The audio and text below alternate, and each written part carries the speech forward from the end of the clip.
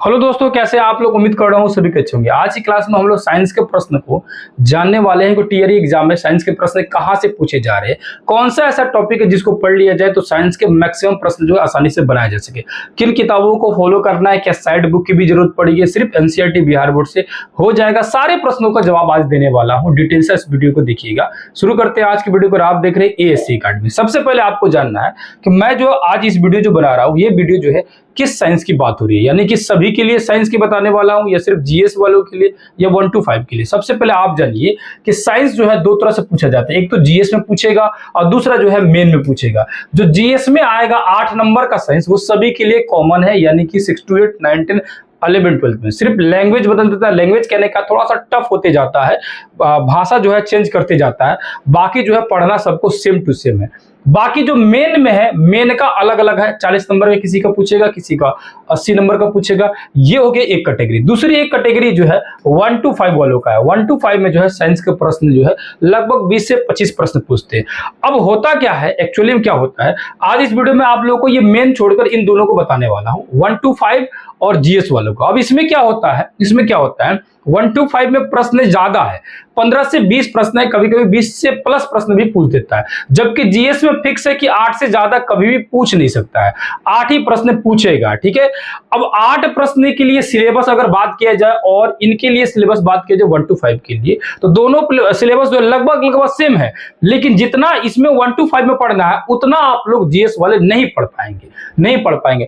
अब एक्चुअली में क्या है, मेन बात क्या है कि आपको 8 नंबर के लिए बहुत डिटेल से चीजों को नहीं पढ़ सकते, क्योंकि साइंस का अगर सही मायने में प्रश्न देखा जाए तो 6 से लेकर 12 तक के क्लास में के कहीं ना कहीं से प्रश्न पूछा जा रहा है एनसीईआरटी किताबों में से। लेकिन कोई 8 नंबर के लिए, आप बताओ 8 नंबर के लिए 8 क्लास की, 7 क्लास की, 6 क्लास की किताबों को एनसीईआरटी को कैसे पढ़ जाएगा, उतनी डिटेल से क्यों पढ़ेगा, उतना समय क्यों देगा, नहीं दे पाता है। बहुत सारे बच्चे नहीं दे पाते। जिनका मेन में होगा, मेन में कहने का मतलब जिनका या तो 40 नंबर का होगा या तो 80 नंबर का होगा, तो उनका 40 या 80 नंबर उधर से और 8 नंबर जीएस में, दोनों मिला के 88 या 48 नंबर हो जाता है। वे लोग जो है पूरी साइंस को डिटेल से पढ़ रहे हैं या पढ़ेंगे। अब रह गए सिर्फ 8 नंबर वालों के लिए मेन टॉपिक इस वीडियो में बताने वाला हूं कि कौन सा ऐसा टॉपिक है, टॉप 10 टॉपिक लेके आया हूं। उस टॉपिक से 100% क्वेश्चन बनेगा तो बनेगा, 100% बनेगा, ऐसा नहीं है कि नहीं बनेगा।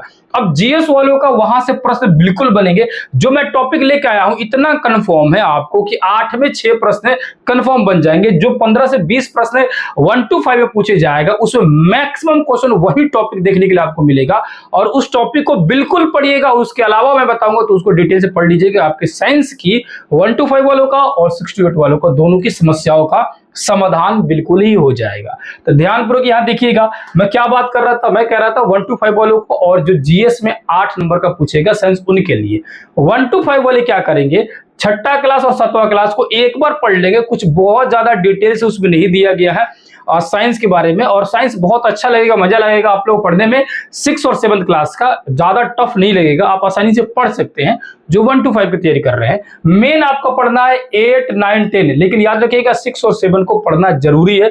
एक बार जरूर पढ़ जाइएगा एनसीईआरटी किताबों को। क्या इसमें बिहार बोर्ड जरूरी है? बिल्कुल जरूरी नहीं है, आप सिर्फ एनसीईआरटी पढ़ सकते हैं। साइंस माने एनसीईआरटी पढ़ सकते हैं। आर्ट्स जब पढ़ा जाता है ना, तब उसमें बिहार बोर्ड देखना पड़ता है, क्योंकि आर्ट्स में इतिहास है, भूगोल है, तो जो भौगोलिक संरचना है वो भारत की एक अलग हो गई और बिहार का अलग हो गया, तो उसमें अलग बिहार का भी पढ़ना पड़ जाता है, यानी बिहार बोर्ड की किताबों को जानना पड़ जाता है। और साथ ही साथ जैसे इतिहास हो गया, तो अपना पूरे प्यारे से भारत का इतिहास अलग है, या उसके साथ साथ बिहार का इतिहास अलग है, हर स्टेट का अलग अलग होगा, तो उसमें जो है अलग अलग पढ़ना पड़ जाता है कि हमें बिहार बोर्ड और एनसीईआरटी दोनों जरूरी है। लेकिन साइंस में आपको जरूरी नहीं है कि दोनों पढ़े, सिर्फ एक ही पढ़ सकते हैं। जब एक ही पढ़ने का मन हो तो उस कंडीशन में आपको एनसीईआरटी पढ़ना चाहिए, क्योंकि 9th क्लास से जब आएंगे तो साइंस जो है बिहार बोर्ड एनसीईआरटी सेम हो जाता है। तो उससे अच्छा है कि 9th से जब सेम ही है तो 6, 7 और 8 ये 3 क्लास बिहार बोर्ड क्या पढ़ेंगे, आप एनसीईआरटी ही पढ़िए। एनसीईआरटी पूरी किताब पढ़िए 6 से लेकर 10 तक, 1 to 5 वाले लोग। अब उसमें 2 तरह का होता है, एक होता है ओल्ड और एक न्यू।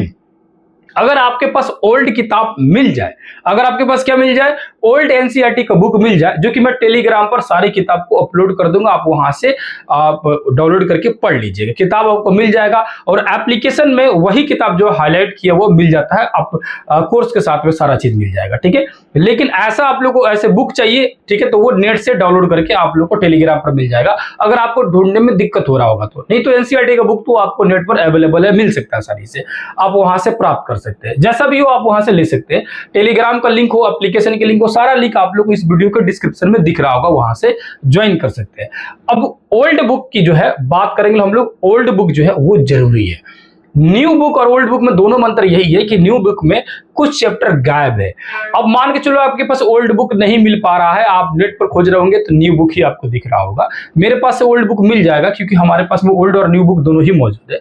आपको करना क्या है, ओल्ड बुक अगर नहीं मिल रहा है कोई दिक्कत नहीं है, न्यू बुक आप लोग को मिलेगा तो न्यू बुक ले लीजिएगा और पता कीजिएगा कि कौन सा चैप्टर गायब है, कौन सा चैप्टर इसमें से हटाया गया, उस चैप्टर को आप लोग ओल्ड बुक से पढ़ लीजिएगा, अगर मिल जाए तो, है कि नहीं है। लेकिन कोशिश करना है कि ओल्ड बुक पढ़े, ना मिले, बहुत ज्यादा आपको नहीं मिल रहा है, मेरे पास भी ज्वाइन नहीं कर रहा है, आपको नहीं इच्छा है कि नहीं ज्वाइन करेंगे, आप खुद भी नहीं ढूंढ पा रहे तो न्यू बुक ही पढ़ जाइए, कोई दिक्कत नहीं है। लेकिन कोशिश पहले करना है कि ओल्ड बुक पढ़ा जाए।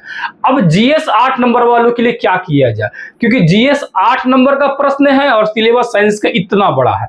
भाई इतना बड़ा सिलेबस 8 नंबर के लिए कोई नहीं इच्छा जताता है कि भाई हम पढ़े, कभी भी नहीं पढ़ पाता, हर कोई शॉर्टकट ढूंढता है। तो शॉर्टकट आपके लिए यहां पर लिख के लेके आया हूं, पहले इसको देखिएगा, अच्छे से डिटेल से समझिएगा, यहां जानिएगा।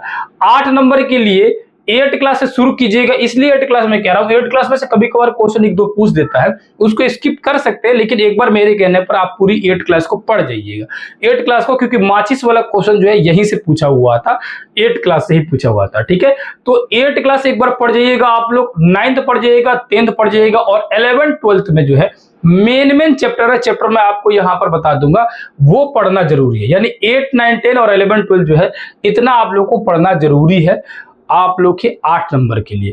अब आपको तो बहुत ज्यादा दिख रहा होगा, 1 to 5 वालों के भी 6 से 10 बता दिया और यहाँ 8 से 12 बता दिया, लगभग दोनों को बराबर ही कर दिया। 5 क्लास इसमें भी, लगभग 5 क्लास इसमें भी, है कि नहीं है। यहाँ तो और ज्यादा टफ हो गया, थोड़ा सा ये कम ही हो गया।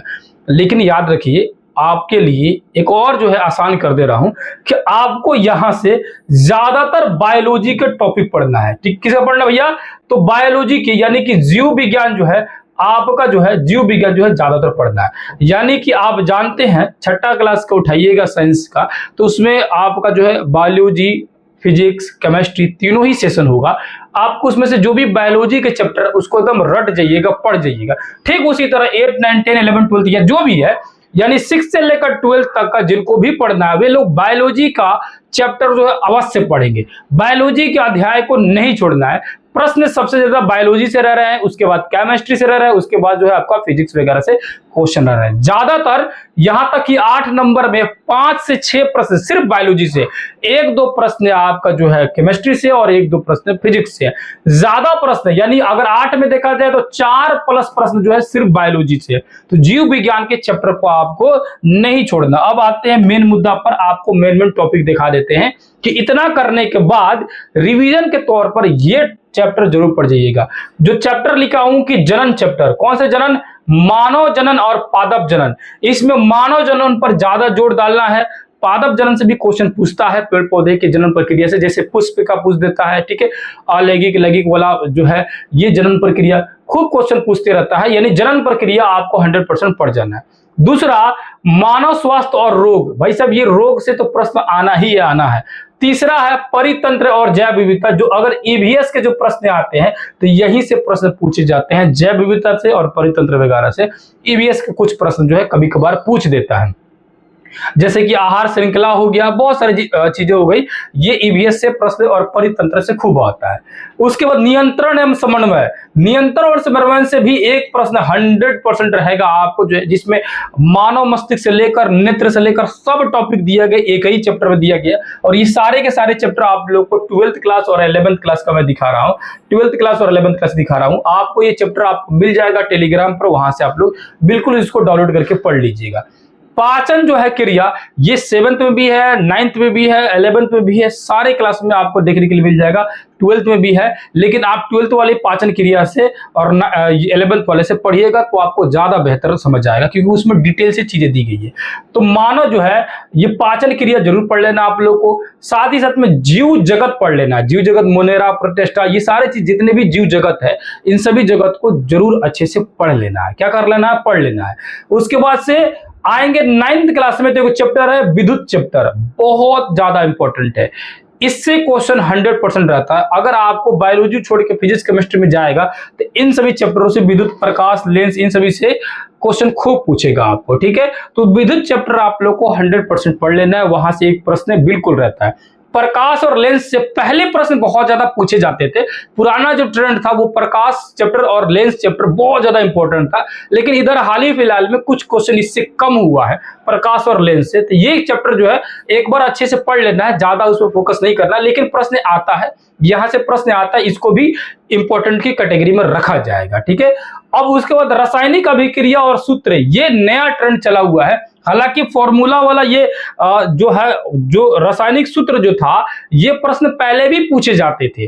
अब जो है कुछ ज्यादा ही इसका ट्रेंड चला हुआ है। रासायनिक सूत्र का खूब फॉर्मूला पूछता है, खूब सूत्र जो है आते रहता है, किसी न किसी तत्व का, किसी न किसी चीज का, जैसे चीनी का, जैसे चीनी मिट्टी का इसके पिछली बार पूछा था, ग्लूकोज का, चीनी का अलग से रासायनिक सूत्र आ जाता है, किसी न किसी चीज का जो है प्रकाश संश्लेषण अभिक्रिया को रासायनिक समीकरण द्वारा उसको दर्शाइए। तो जितने भी सूत्र है यानी समीकरण जो है वो क्वेश्चन खूब पूछेंगे आपको। नया ट्रेंड चला हुआ, ये प्रश्न पूछे जा रहे हैं, पहले उतना नहीं पूछा जाता था, लेकिन ये प्रश्न आएगा। और लास्ट आपका टॉपिक है वैज्ञानिक नाम। वैज्ञानिक नाम पहले बहुत ज्यादा ट्रेंड था इसका, ठीक है। आम का वैज्ञानिक नाम, मानव का वैज्ञानिक नाम, कुछ ऐसे नाम बहुत आते थे, और उनको किस वर्ग में, किस कैटेगरी में रखा जाए, मछली को किस कैटेगरी में रखा जाए, जानवर को किस कैटेगरी में रखा जाए, है कि नहीं, कीड़े मकोड़े किस कैटेगरी में रखा जाए। जैसे जीव जगत है ना, तो उसी को समझिए कि वर्ग उसी टाइप से क्वेश्चन पूछता रहता था। तो ये प्रश्न खूब आते रहते थे, पुराना ट्रेंड था, लेकिन इधर हाल ही फिलहाल में कुछ क्वेश्चन इसके कम हुए हैं। लेकिन आपको सेफ चलना है, ये भी टॉपिक पढ़ लेना है, कब क्या हो जाए, क्योंकि जरूरी थोड़ी है पिछली बार जो क्वेश्चन आया था वही आएगा। तो जो पिछली बार जो क्वेश्चन पूछे गए थे वो सारे टॉपिक मैं लिख दिया हूं, और आने की जो संभावना बन रही है, इससे प्रीवियस ईयर कई पहले एग्जामों में पूछे जाते थे, आज से लगभग 5 साल 6 साल, जो 10 सालों का जो पूरा क्वेश्चन मैंने देखा बीपीएससी पीटी का, और इधर हाल ही फिलहाल में जो टीआरई 1 2 3 हुआ है, उन सभी को देखने के बाद जो मेन टॉपिक हुआ, जहां से प्रश्न 100% आने की संभावना बन रही है, वो टॉप 10 आपको टॉपिक यहां लिख दिया हूं। ये टॉप 10 टॉपिक पढ़ ले रहे हैं तो आपका 90% तैयारी हो गया। कुछ प्रश्न हो सकते हैं कि इनको पढ़ने के बावजूद भी छूट जाए, कुछ प्रश्न, जैसे कि अगर 20 क्वेश्चन आ रहा है तो आपका जो है 2 से 3 प्रश्न जो हो सकता है छूट जाए, लेकिन 17 से 18 प्रश्न बिल्कुल यहां से बन जाएंगे। उसी तरह आप अगर 8 नंबर की तैयारी कर रहे हैं तो आपका 6 नंबर के लिए मैं बता दिया, 6 नंबर कहीं भी नहीं छूटेगा। उम्मीद है चीजों आपको बेहतर तरीके से समझ आया होगा। अब साइंस से रिलेटेड हमें लग रहा है कि कोई भी डाउट नहीं रहा होगा। अब कोई डाउट रह भी गया होगा तो आप लोग क्या करेंगे, कमेंट करके बिल्कुल पूछ लेंगे, ठीक है। और किस विषय पर जो है आपको जो है अगला वीडियो बने और कौन सा विषय पर बनाया जाए, किस टॉपिक को डिटेल से बताया जाए, आप कमेंट कर बिल्कुल बता सकते हैं। मिलते हैं किसी दूसरे क्लास में, तब तक के लिए बहुत बहुत धन्यवाद। जय हिंद, जय भारत।